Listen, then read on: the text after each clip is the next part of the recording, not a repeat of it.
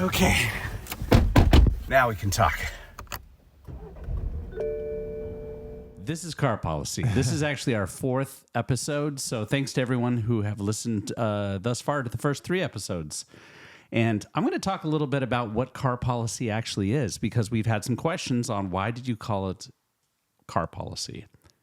And well, where that comes from is about 6-7 years ago, Collin and I were coming out of a meeting. Wait, are we sure we want to talk about this? I mean, you know how bands have names and they don't. People ask what it means, and they'll withhold. Yeah, no, you're as a right. way to create mystique and yeah, but we don't need the mystique. Legendary status. No need for mystique. We're not really mysterious in general as a group. Yeah, we don't really give off that vibe. I've been accused of being mysterious many times. It's because of the jacket in many places. And my new jacket. Yeah, it's a very cool jacket. But where do you get it? H&M. H&M's just H&M. on it right now. Yeah, you guys are H&M guys. Most very improved happy player award. They get the MIP for Absolutely. sure. But I think that we should tell people where car policy comes from, because that's really what this podcast is it's a chance to be extremely transparent, very open. And so where it really started is that about 7 years ago, Collin and I were at a meeting at Fox Studios in Century City, California. And we're coming out of the meeting and we're walking towards the car, and we started talking about the meeting that we had just been in. And while we're talking, we realized that the people we were just in the meeting with were also in the parking lot, and they could hear us discussing the meeting that we were just in. And so it was just this kind of like heart attack moment when you're like, wait a minute, we are talking about the people we were just in the meeting with. We're talking about the meeting, and they could hear us. And so we got into the car and we're like, okay, let's not talk about this anymore. Not cool. So we closed the doors, locked the doors of the car, and then we're like, okay, that's car policy, is we can only talk about things and really open up if we're in the car and nobody can hear us. And so that's what this podcast is it's like we're shining a light and opening up to tell everybody what actually goes on within our company, within the companies we've had. And then we actually evolved where over a period of time, we realized that it's not just about closing the doors, locking them, and then being able to talk. We've noticed before we've been at meetings where the people that we just had the meeting with can still see us. So now it's about getting into the car, locking the doors, and then driving around the corners so that they can't see you anymore. Because sometimes you're coming out of meetings and you're really, really happy, and you want to, fist pump and cool. Start high-fiving, but it's better to wait on those things until you're past eyesight and it's audio, nobody can hear you. Audio and visual. Yeah. We came out of several meetings recently where you're wanting to, punch the air. You're wanting to show your enthusiasm, but you don't want to give that off to the people you just walked out of the meetings. And so car policy has now been like 7 years of kind of protecting ourselves and making sure that we're not saying anything that, the whole idea of loose lips sink ships. And so this is to protect the antithesis of that. Was that meeting back 7 years ago, was that a good meeting? Was that a bad meeting? What was going on there? What were you guys saying? Do you guys remember? Yeah. You said Fox Studios? Yeah, it's when we were with Tim. Tim took us to dinner or to lunch at Fox Studios. Taco Bell. No, I would have preferred Taco Bell. We went to this fancy restaurant to talk about investment with this guy, Tim. You're right. Who ended up wasting our time for the next probably 5-6 months. Speaking of that will happen. But I would have much preferred Taco Bell. Yeah, Speaking of which, that's one awesome topic that we're going to cover: shitty investors and promises and high hopes, and then getting the rug ripped out from under you, which is such a. I mean, that's a topic for another day, but we're going to talk a lot about investors. The good, the bad, and the ugly. Pursuing investors is a job in and of itself, and it's taught us so much. I mean, it's been insane, but we'll get there. Yeah, no. The investor stories, we should open the books and talk about everyone we've met along the way, especially like here, if you're trying to raise money for a company, these are the top 10 people you're going to meet along the way. There really are archetypes of investors. The really good ones, the mediocre ones that just kind of lead you on, and then the really terrible ones. And we're going to talk about all of them on this podcast. But that one at the Fox Studios that we invented car policy Which for, archetype was he Tim? was one of the worst. That investor was one that wanted ego massage. It was all about wanting to have friends. And so when we first met him, we're introduced to him, very like, oh, I can't wait to invest in you. I can't wait to put money into this project. And then there'd be another dinner and another dinner. And you'd end up paying for these dinners. And you'd have another dinner. And there'd be hey, actually, I'm going to need to see some spreadsheets. And so it was just this huge time and hope sink. You would go months of like jumping through hoops for this guy, wanting you to come to another dinner or buy him another drink or show up at some sort of event he's going to be at. He already had the power too, because the way we met him was through my bartending job. So he had already been seeing me as a subordinate to him, because he's the one, he was coming in tipping $100 every drink at this bar I worked at. And so, naturally, you, especially someone's tipping you $100, you're going to start a conversation with them. You're going to get to know them a little bit. You feel a little obligated to. I mean, you do a lot less. Yeah, he was for one a lot of your for less big money. tipping Yeah, whales. you have to entertain them. So naturally, he got to learn to what I was into. Would start sharing about what we were all doing here as a group at the time, which was the television show for China. And he found he got a lot of interest in what I was talking about. Wanted to know more, and I was like, well, why don't you come out to dinner with my Sam, Brian, and I. And that's when it all started happening. But as you were saying earlier about getting taken advantage of, he was already in an advantageous position against me, and then that just transferred to us from there, and it never he really flipped. liked you. He really liked you as a person. He liked hanging out with you, and so these big tips at the beginning were to kind of lure you in, and then once you were kind of all of a sudden hanging out with him more socially and talking about the business, talking about Sixtus, then he all of a sudden realized, I don't want to let this guy go. And he really liked Sam as well. And so it was one of those things where 1 month turned into 6 months of just meeting after meeting after meeting after meeting, hoop to jump through. I need to see another spreadsheet. I need to see a deck. I need to see a deck printed out. And I always tell the guys, my first rule of investors are, if it doesn't happen fast, it will never happen. So an investor will give you cash right almost a very short amount of time after telling them, like within a month, or you'll never get it. That's my hard and fast rule, and it's been right 99% of the time. I'm wondering what the motivation was there, in general. Like, obviously, each archetype has its own different motivation. For a guy like Tim, who was really excited at the beginning, dragged it on for 6+ months.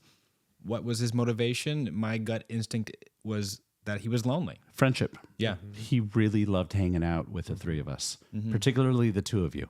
He loved having us around. He loved, meeting up. He loved having new things to talk about. We'd have some new updates for him. And at the end, and we got invited over to his house. So I remember we went to that party at his house, and you got the impression that this was a very lonely person. And so you have these three guys. It's kind of heartbreaking. And we're all younger and have a lot of enthusiasm, a lot of energy. It's actually quite sad. It is. But I believe all of his motivations. I don't think there was a second he ever actually intended to invest in the company. I think he was just enjoying the camaraderie and hoping that there was a real friendship there that superseded the investment raise. But that's what we told him up front. The first time I met him is, we're here to raise money. And He also had some questionable habits. There were some questionable habits. We won't get into that, but yeah. He was an odd duck, and I'm glad the Tim era is behind us. But Hey, look, when you're desperate and you so believe in a project you're working on, you'll lower your standards. yeah, no, desperate entrepreneurs are the thirstiest people on the planet. Okay. It's okay to lower your standards a little bit. You got it. You got to. Yeah. You need to survive. You need to eat, and if that's what You you have have to to be do able in to order eat. to raise money, Yeah. if it's not going to like destroy you as a person or your soul or Compromise you in ways Yeah. that you're not comfortable with. But Tim is a perfect example of one of the archetypes of investors we've met along the way who've wasted a ton of our time, wasted a lot of our money, wasted a lot of our hope and our energy, but we learned a valuable lesson from. And so now I'm hoping to warn people of the Tims that are out there. And because there are great investors, there's just a way to find them. And we're going to talk a lot about that on this podcast. But that's one of the archetypes of it's the ego massage time waster. You stand out on the street with a sign saying need investment. That's how you find them. Yeah. That works every single time. Need But money. it's and so yeah, but that's Next to the dude by the traffic light. but yeah, I would have much preferred going instead of that Fox dinner with Tim, I would have preferred going to Taco Bell that day. Oh man, Taco Bell is the best fast food chain in America. I don't care what anyone says. Yeah, we rank our top 5. Remember that? We did I a, write that a draft. down? Did I write that And down? we all kind of agreed, at least you and I agreed that Taco Bell was number 1. Grow up at Taco Bell in Canada? Yes, but it was really, really bad. I grew up the street. There was a Tim Hortons, Dairy Queen. What's Tim Hortons? Tim Hortons is kind of the Canadian version of a Dunkin' Donuts. It's like Starbucks, Dunkin' Donuts, and Coffee Bean all wrapped up into the one and then celebrated as a national treasure. It really is. Unfortunately, it's fallen off big time. It's really quite sad to see. But I grew up with a Tim Hortons, a Dairy Queen, which remains consistent, and Fusion, Taco Bell, KFC. And every time I went to Taco Bell as a kid or as an adult, when I go to visit, it's always horrible.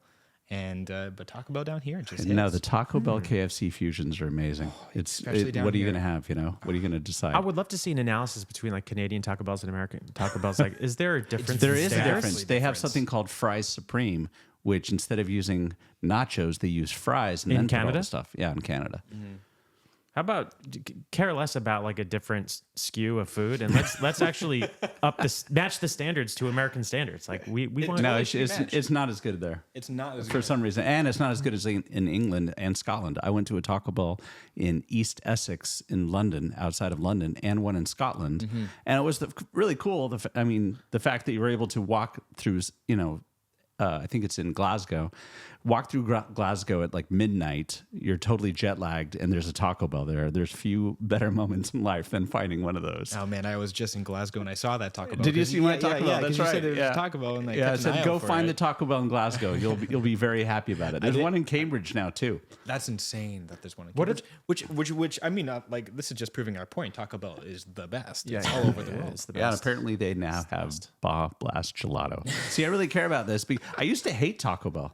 I hated it when I was a kid. What? Yeah. No way. Yeah, my brother always tried to take me when to you're Taco ki- Bell, yeah. and I It's didn't exotic. like it at all. As a kid, it's exotic to you. What changed? Did it change when you worked there? It's when I got my job. Oh no way! That's amazing. When I were you had a working very there? intense, long-term job. It was my first job in college, actually. Yeah. Maybe my first real. No, it was my first real paycheck. This is your first job ever? The first job where I had filled out like the 1099 or W-2 Yeah, or because whatever like it was. you had entrepreneurial projects. As a kid, spraying. Oh, I had spraying, tons. numbers on curbs, all that stuff. Yeah, I right? probably Like, had 12 different job titles before college. But this is the first time Brian Pirrip succumbed to the man and said, "Hey, and put on my Taco Bell hat. I need and some my cash." Taco Bell shirt, and I needed some cash. I was in college. It was freshman year of college. I needed cash, and I needed to buy CDs and things, and be able to take girls out to movies and and restaurants and things. And so I needed that sweet Taco Bell cash. And so I signed up. Yeah. And then they told me, they're like, "Hey, we have a lot of people on the roster. We can only give you 4 hours a week." Wow. Not 40, 4. So how? Wait. So I worked Tuesdays for 2 hours Okay. and Thursdays for 2 hours. Okay. And I did the closing shift. So I was the cashier that also threw away all the food. But yeah, by state law you were supposed to throw away all the food. But what did you do with the food? I would make myself so many so many burritos. I gained a lot of weight. I would go and experiment with all these different items because I think Taco Bell has like 12 items or so, and you rearrange them into different combinations. And so I would do my cashier work for that, one of my last 2 hours. Sure. And then on the final hour, I would just go and make a bunch of burritos and then go back to the dorms and hand them out. Wow. Yeah, it was a system. So 4 hours a week so Tuesday Damage 2 hours, security Thursday cash. 2 hours, Okay. and then for 3 months. For They 3 didn't months. So what was that? 48 hours. Yeah, it wasn't a lot in total. But the good news is that's where my love of Taco Bell started and has never ended. In fact, if there was a graph, it would be just increasing through life. Mm-hmm. I'll be honest. My love for Taco Bell came through your love for Taco Bell. You really did indoctrinate me into Taco Bell. Yeah, because Sam and I have gone on many, many, many, many road trips together. Many. So, a lot of you have seen a lot of our TikToks and Instagrams and Facebook videos where we filmed all over the country for Mint and showing and ripping cards and opening packs and trying to find the Mike Trout rookie and trying to find the Derek Jeter rookie and the Shohei Ohtani rookie. Well, what you don't see is behind the scenes of how many times we went to Taco Bell on these various trips. It was quite an unhealthy trip, and yes, we did gain some weight, and yes, I do wish Collin was on the road with us to I think that go to a grocery store. that would or be- something. Yes. Colin would have made, if Colin was there, Colin's the healthiest human I think I've ever met. And he's the antithesis of a Taco Bell trip. That's true. But it's funny now you're talking about this. It's like if we saw you two eating Taco Bell, I think that content arguably would have been more compelling than the content that you actually did make. No offense, of course. Yeah. I mean, I love your content. I'm saying that to see that would have been a nice little addition. Gosh, yeah, we went to so many different fast food joints. Yeah, I always say that if I were a billionaire, I would still go to Taco Bell. And now, okay, I know this isn't fast food, and I know we had to talk about other things. We're supposed to be talking about Mint. mints and stuff. We're not, but we can do whatever we want. I mean, we don't have to do anything.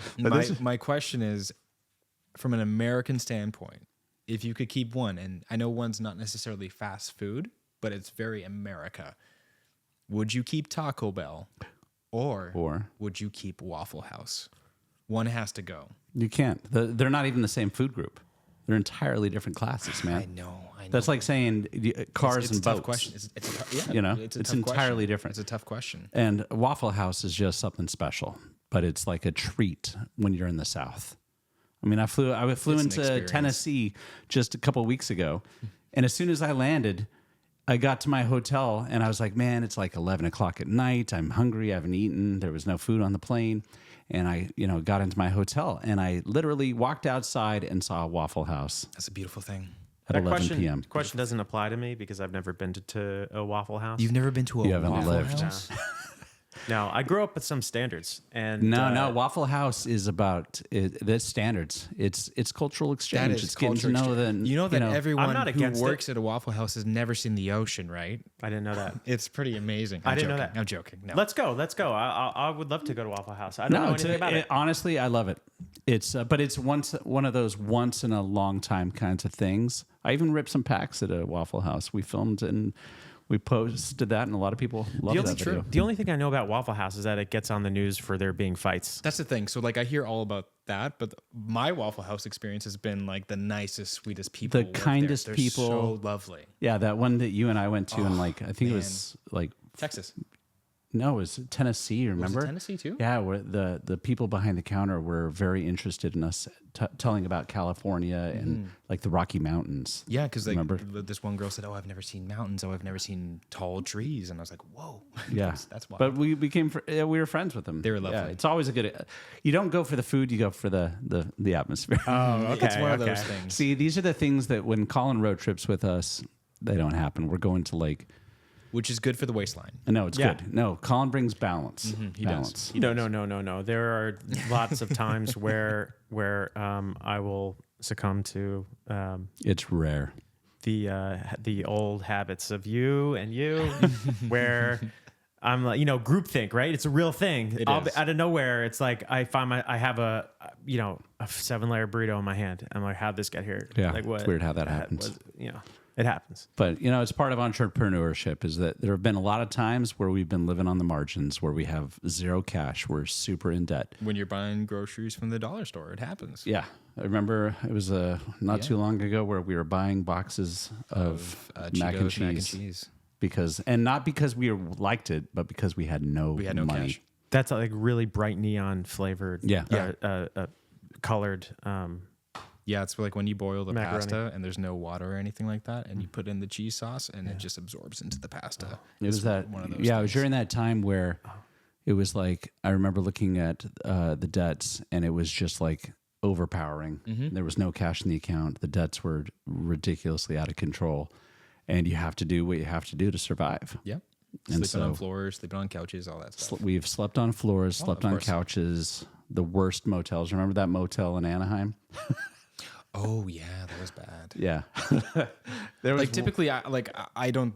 I have no think problem with I it. Yeah. complain when it comes to hotels. No, and you're really motels, good about it. but that was Sam kind of like, will live anywhere. that was one of those nights where it's like I woke up like I got a headache as soon as you walked in there because there was this. I had like an weird- asthma attack Yeah, it was bad. because it was so There's bad. something in the It was air. some sort of mold or whatever. Yeah, it was gross. And so it's amazing, with entrepreneurship, going through those kinds of times, or times like we were talking about with Tim. Mm-hmm. And so the first thing about entrepreneurship is you live. Obviously there's some people that just are lucky and blessed, and they inherited the money or they already had the money, and so it's a very different thing when you are self-made and when you're doing it yourself and you don't have those endless resources and you're doing it just out of the sheer love of entrepreneurship, or just having huge goals and ambitions. That's how I always started out with this. Is I didn't come from money, and so it was always using all your mental energy, all your ambition, all your tenacity to just make things happen. And sometimes that meant, sleeping on floors. And sometimes that means eating things that should not be eaten by humans. Just being able to try to make things happen. And luckily for us, and luck is a huge part of this. Don't underestimate it. You can be the most driven, tenacious, self-starting person, and you still need luck in order to pull something off. So like where we're at with Mint, there are some seriously lucky things that I think happen along the way to be able to get us to this point. And but it kind of takes all those pieces together to make entrepreneurship work and to build a company like how we have these last 12 years. Mm-hmm. So there you go. That's Car Policy. Thanks for listening, everybody. That's episode 4. Look forward to episode 5. Thank you so much. And 6. And 7. Have a good one.